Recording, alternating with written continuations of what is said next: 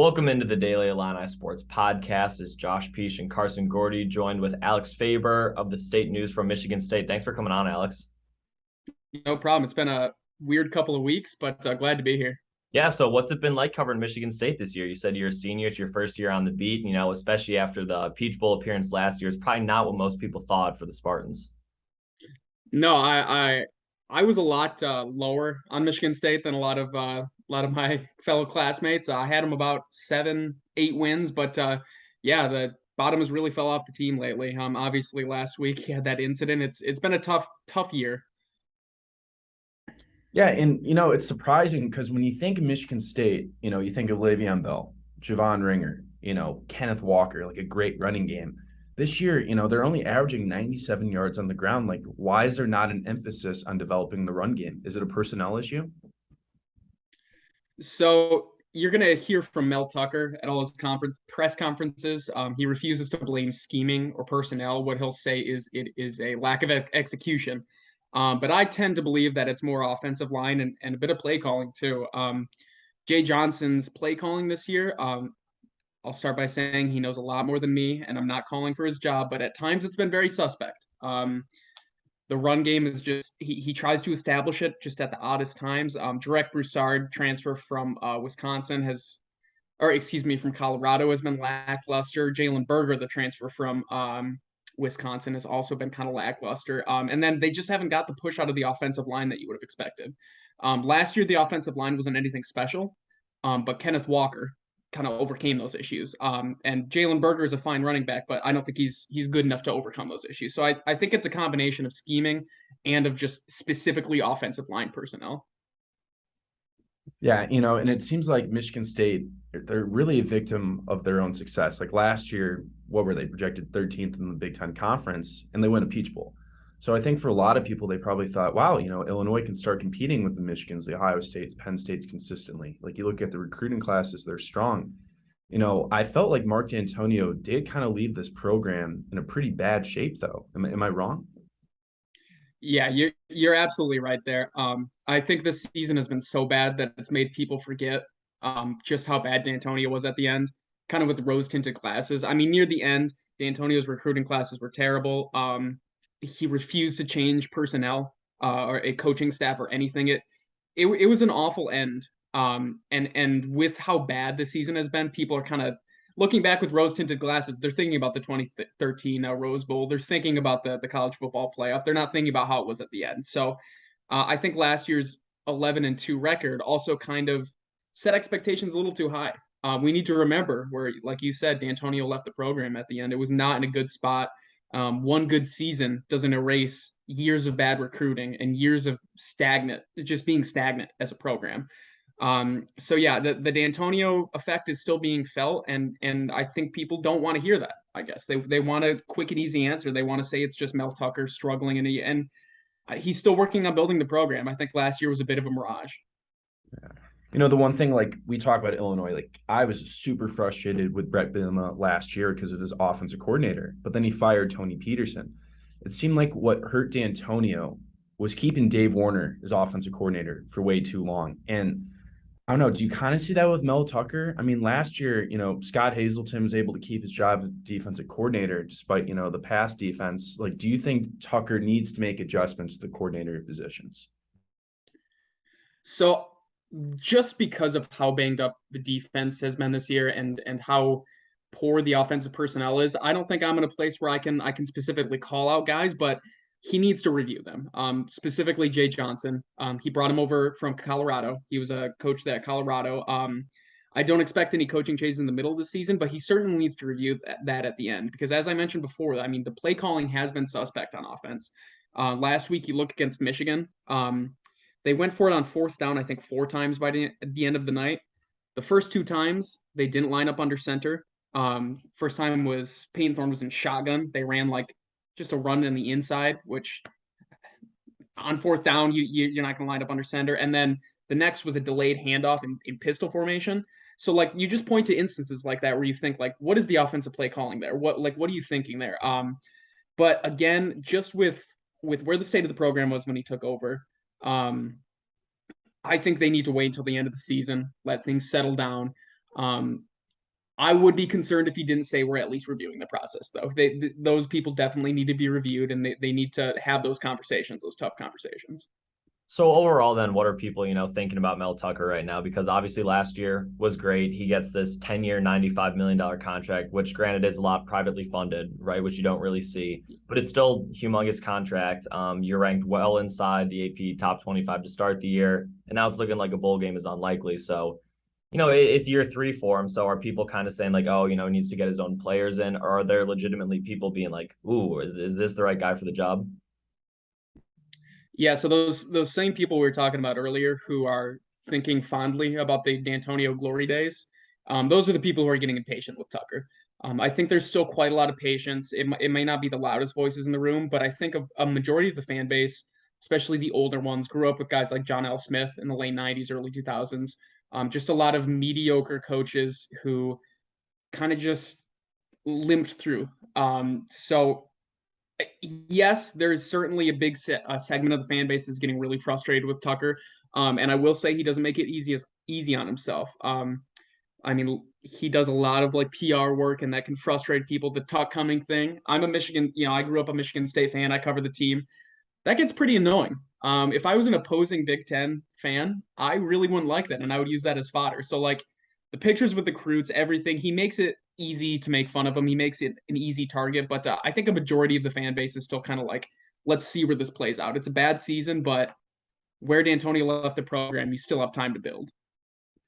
Yeah, and so one of the parts of the offense that hasn't been as good, obviously the run game hasn't been great, but they sort of rely on their pass heavy offense with Peyton Thorne, who has 12 touchdowns and 8 interceptions this year, not the best touchdown to interception ratio. But what stands out to me is that Jayden Reed is not the number one receiver, yardage wise or touchdown wise right now. That's Keon Coleman. I went to Naperville North High School, and Peyton and Jayden both went to Naperville Central. So I, watched them in high school and stuff, and everyone was talking about how they were going to be, the 1-1 connection. So what's going on with that, connection right now? Is Jayden just getting, extra coverage? Is it a down year for one of them? Like, what's going on in that situation? And does Michigan State really miss Naylor? I feel like that was an underrated aspect of the passing offense last season. Yeah, so when it comes to the passing offense, like you mentioned there, Keon Coleman has been kind of the breakout star. There was a lot of hype about him in he originally was committed to Kansas as a dual sport athlete, eventually switched commitment to MSU. So from the start, he's been a fan favorite. He was electric this year. He had a couple of incredible catches against Michigan last week. So he's been a really just incredible. You can see the chemistry developing between him and Thorne. But when it comes to Jayden Reed, that's one, honestly, I can't give you a strong answer on that one. It's been a bit confusing. I will say he missed, I believe, at least one game, maybe two, against Akron or Western Michigan. He went off the sideline. He was pushed off the sideline, hit a bench really hard to the point where it needed stitches. So he had to recover for a few weeks, kind of sit out, recover from there. So I think for a few weeks he wasn't at 100%, and I think he's getting there. But it is surprising that he hasn't been the vocal point of the offense. I mean, last year we saw multiple times, like against Michigan, against Pitt in the bowl game. Like when push comes to shove, they're going to put the ball in Jayden Reed's hand when they get in trouble, and we just haven't seen that season. And in terms of the passing attack, Peyton Thorne has been just okay. And I think that's part of the reason why you haven't seen Jayden Reed. Maybe if Thorne was having a better season, you'd see the ball in Jayden Reed's hands more. But I honestly couldn't answer. Jayden Reed is one of the best players on this team. He's going to be an NFL guy. And it's just been really confusing to see that chemistry kind of be choppy this year. But Keon Coleman has been the guy that's come up. A guy like Naylor is missed, but I think the receiving core is good. It's just for whatever reason, there's not a lot of chemistry, it feels like. And I think part of that is when you can't get a rhythm in the run game. First and second down, you get like 2 yards from a Jalen Berger run, from Broussard run. So it's like 3rd and 7. The defenses know what's going to come. And then you're going to try and target a guy like Reed or target a guy like Coleman. It's just when you have an offense that inconsistent, I think it hurts the run game, or excuse me, the passing game. And I think that's part of the reason too. We just haven't seen what we saw last year. So then what about the production in the tight end game? Because the number one tight end on the roster is Daniel Barker, who, of course, is an Illinois transfer. In 2019, He had the game-winning touchdown catch in that, historic comeback for Illinois to become bowl eligible. Daniel Barker is going to get a new QB this year, a new offensive coordinator, but he still decides to transfer to Michigan State. where he only has 145 yards and a touchdown on the year. So, I mean, what were the expectations for Barker coming in? And do you feel like he should be, used more in the offense? So it's his usage has been really confusing because when they decide to, because MSU actually has two really good tight ends. They have Daniel Barker and they have Malik Carr. Peyton Thorne, Jay Johnson, in one of his conferences earlier in the season, said he likes to make tight ends a focal point of the offense, and that's just something we haven't seen this year. I mean, you mentioned it there. Daniel Barker is a really talented guy, and Malik Carr, and they just have not gotten a lot of targets for whatever reason. And when they do, they're good with it. It's not like you drop some schemes and get the ball in their hands and they're not performing. I mean, Malik Carr, when he gets yards after catch, he just blitzes off. And Daniel Barker had an incredible one-handed catch. I think it was against Akron or Western Michigan, one of the two MAC schools. Like, when they get the ball in their hands, they're pretty darn good. And they're a pretty underutilized part of this offense. And again, that's just another coaching decision where I can't really explain why they aren't being used more. Jay Johnson himself said he likes to use the tight end more, and we're just not seeing it. Again, it might come back to offensive consistency, but it's odd. Tight ends are a strength for MSU, I'd like to say. They're not being used. I will say expectations for Daniel Barker weren't super high going into the season just because I think a lot of people put their focus on guys like Keon Coleman and Jaden Reed and Trey Mosley in the receiving core, but certainly people who know ball had their eyes on Barker, and he's just hasn't earned those stats, I think, as a result of coaching. Yeah, when he transferred to Michigan State, I was like, here's your Deion Sims. Like, here's your Josiah Price. And you just have not seen the production. It was an issue at Illinois, too. That's why he transferred. Like, he'd have 12 catches and 5 of them are touchdowns. He seems like a pretty good talent, just, wrong place, wrong time always for Daniel. Yeah, it's tough. And, I had a question about, the offensive line. Like, how do you feel like, they've done protecting Payton Thorne? Like, is Payton Thorne under pressure a lot, or does he have time in the pocket against most opponents? So in terms of protection, I don't have the stats up right now, but they've been pretty middle of the pack. They're certainly against good defensive lines. It's been a real struggle against Ohio State. Ohio State's defensive line just harassed him all day long. But that's not certainly been the reason for his failures. I think the offensive line has been a lot worse in the run game.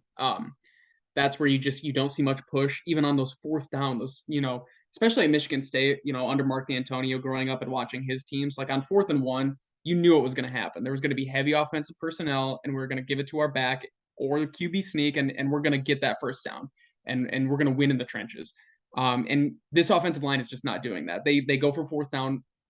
It feels like every week they have multiple 4th down attempts, and it more times than not seems to fail. And that's a result of that offensive line. So in terms of pass protection, okay, but certainly not an issue.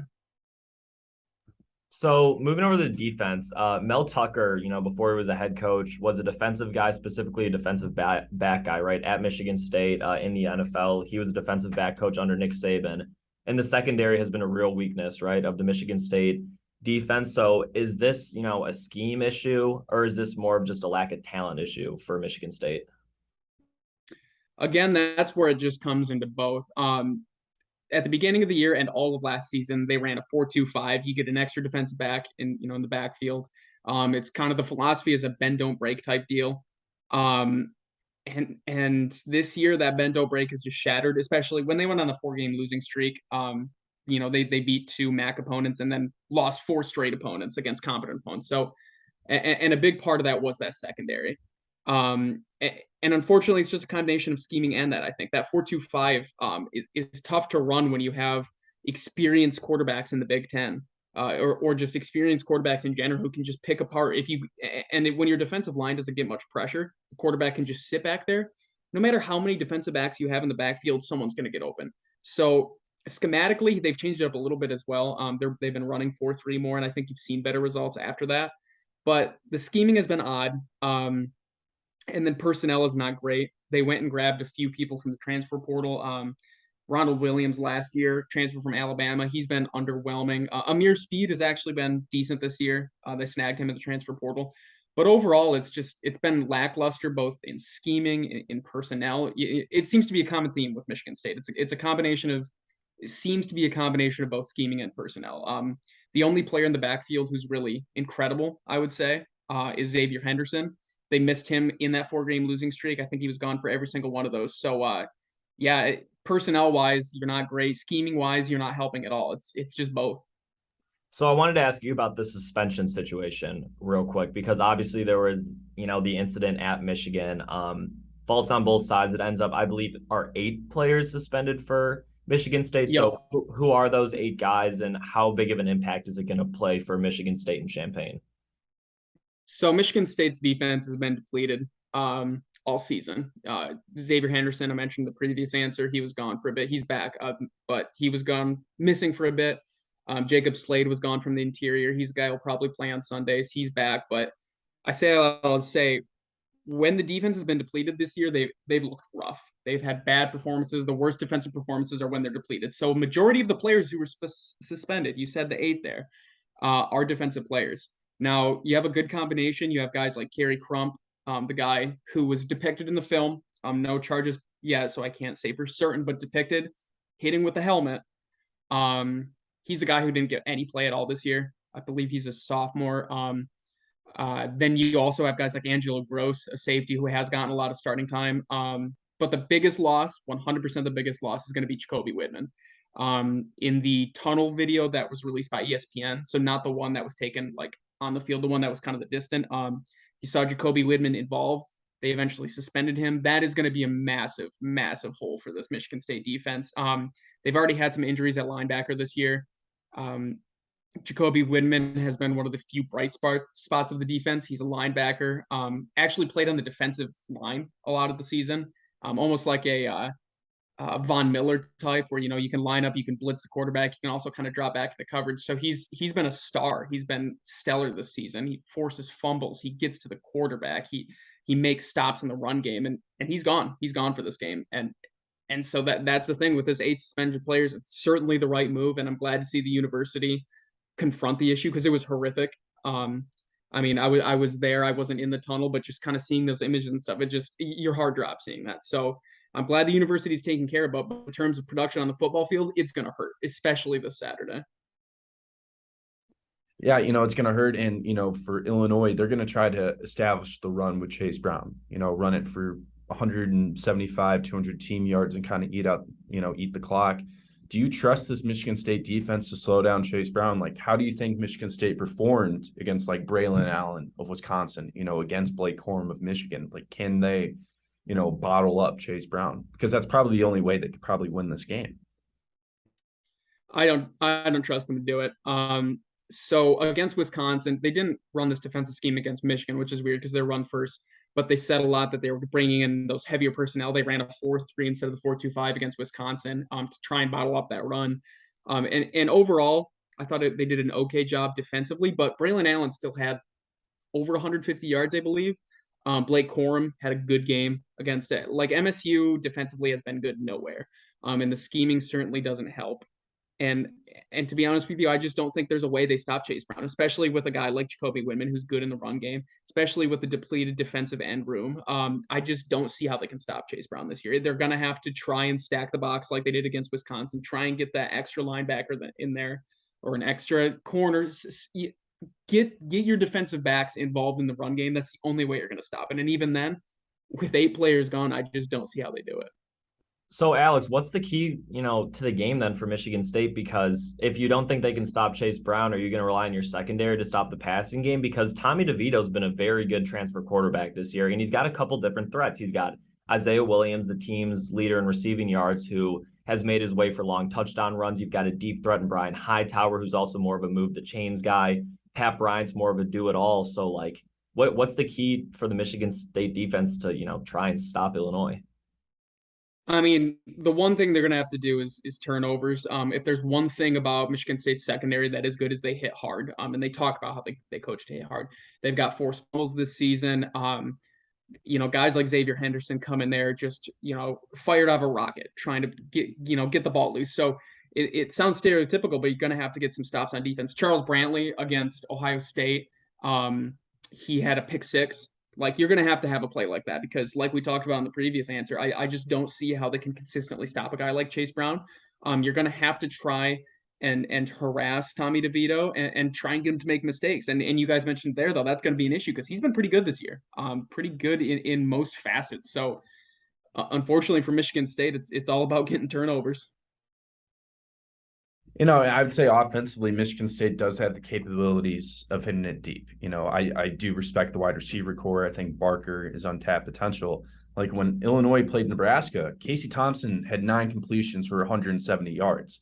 Like, do you trust that Payne Thorne, can find the guys down deep? Like, what kind of happened against Michigan? Because, Mel Tucker in the first half was like, hey, Michigan can't stop our wide receivers. They were hitting on big plays. What happened in the second half? Why did that slow down so much? So we're going to talk about our buddy Jay Johnson again. The first couple drives, I think they went 3 and out for the first 3 drives of the second half. The first drive or the second drive, I think they took 2 shots deep. Other than that, short run for a short gain. You get yourself in situations where it's 3rd and long and then you try and take a deep shot. Again, that I think the lack of production from Payton Thorne in those passing situations is they run when it's obvious and they pass when it's obvious, and they just make it too easy for opposing defenses. You mentioned it there, like Payton Thorne has shown an ability to go down the field. Him and Keon were electric in the first half. Last year, Jaden Reed and him had an incredible chemistry. A guy like Speedy Jalen Naylor, he was electric at times. So Thorne can definitely do it, but he has to be called upon to do it, I guess. Mix in more of that passing game and find some consistency in the run game. In hitting the deep ball, to me, is more about scheming and about establishing a run than it is about Payton Thorne or his receivers. Yeah. So, I mean, it sounds like you're not, too confident in this Michigan State defense. And what, the scene's going to be like tomorrow is probably the first sellout, or as close as you can get to it, in Champaign since 2016. It's going to be a good atmosphere. Illinois is hot, Michigan State's not. So with all that being said, what is your score prediction for the game? I have 31-13. I think Illinois is going to grind this game out. I think you're going to look at time of possession and it's going to be comical. I think it's going to be like Illinois has 42 minutes or something, just something that if you're a Michigan State fan, it's just going to make you sick. I think Bielema is just going to run all over this team. I think Michigan State's offense might have some explosive moments. I think they probably put up like 13 or 14 points. I think they get to double digits just because of a few explosive plays. But overall, I'm just not confident about the ability of this team to go into a hostile environment against a good team that plays exactly the way that we can't stop. Before the season, what would be your score prediction? It's August 15th, Illinois, Michigan State. What would you predict? Before the season, I would have been pretty confident in a Michigan State victory. Something like 27, like 10, just like the defense is solid, just like a typical Big Ten, like kind of close in the first half, pull away in the second. And Illinois has been completely shocking to me this season. You showed flashes last year, but I mean, Bielema has the program rolling right now, so definitely shifted my opinion a bit. Yeah, I totally agree. All right, well, Alex, we're going to let you go. Thank you so much for coming on. It's always great to get a student journalist perspective like ourselves, so we really appreciate it, man. Hope you have a good one. Yeah, thanks. It was good to be on. Go green. See you later, man. See you later.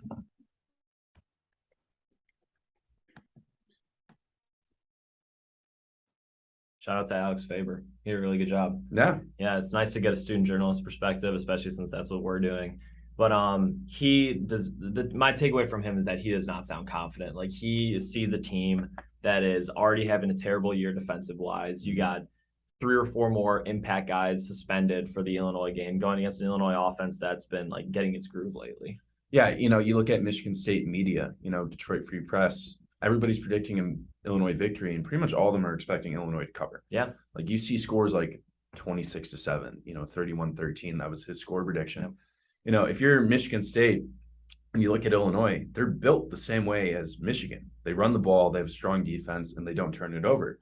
What is Michigan State going to do to take the game back? Like, they're not going to be able to stop Chase Brown. I think Michigan State's probably going to have 38 minutes of time of possession, and it's going to just be a very crisp, Illini performance. Yeah, like I've said it before, like, is the win going to come into play tomorrow? Maybe. That would help Illinois. It might, but if anything, it helps them because he just said he does not trust the defensive line of Michigan State to stop Chase Brown, especially with their best player on the defensive end, who is a defensive lineman, getting suspended. So I expect Chase Brown to run all over him. And like when he does that, I expect that to open up the passing game too. I think Illinois is a very disciplined team, possibly more disciplined than Michigan too. I think Illinois is going to put up points. Like I've said it on the radio this week. I think that because this is probably going to be a sellout at Memorial. Usually once Illinois gets the lead, they play a little bit more conservative. Yeah. I don't see that happening. I think that Brett's going to, possibly run it up a little bit, and I expect a big victory. I definitely expect Illinois to cover. The only way Michigan State wins this is if they turn it into a shootout. Yeah. Like if, Payne Thorne's getting the ball, out of his hands quick so he doesn't get sacked by Randolph or Newton.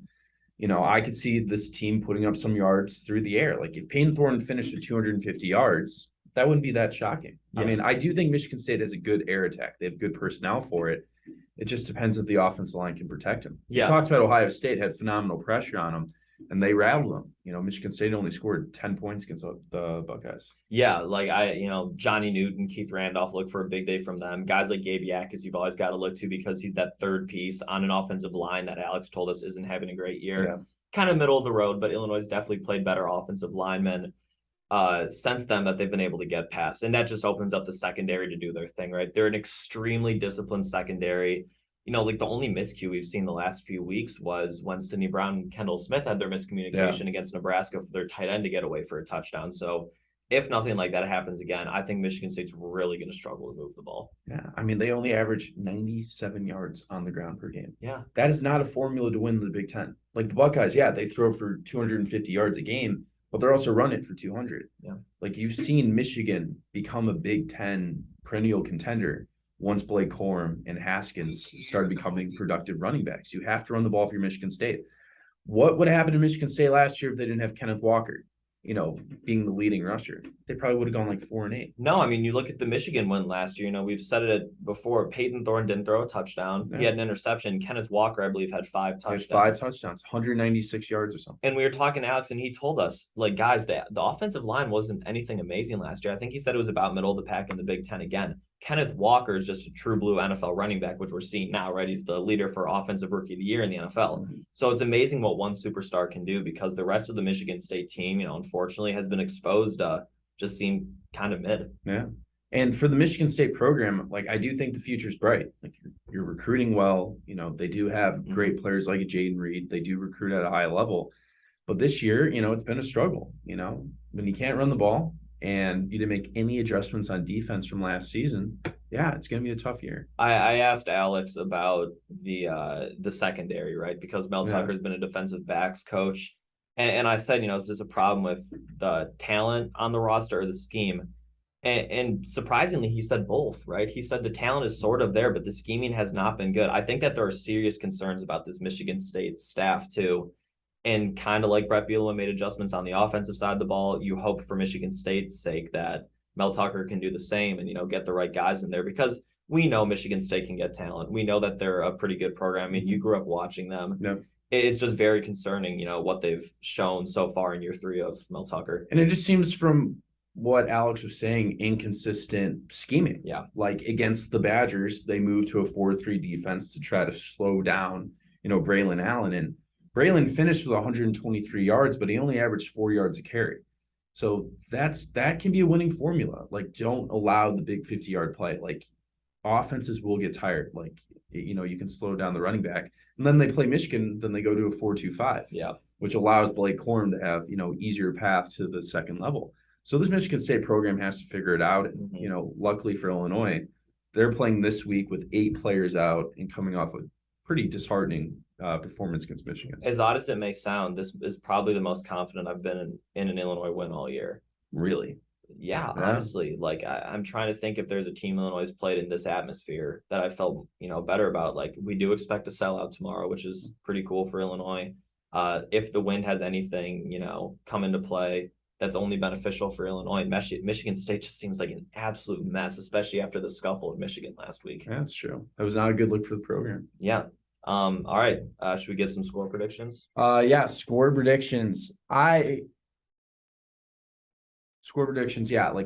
think Michigan State's going to perform somewhat better than people think because I do trust, Jaden Reed. I do like Payne Thorne. I think Barker could have a good game.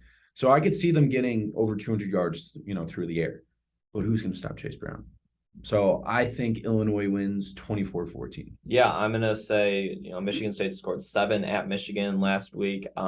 Maybe Illinois has one defensive mistake, so Michigan State gets up to 10. But like I've been saying, I do think Illinois is going to be able to score whenever they want to. And Brett may be a little less conservative with his play con in the second half. I'm going to take Illinois 34-10. Yeah. Easy cover, easy win in Champaign. Yeah.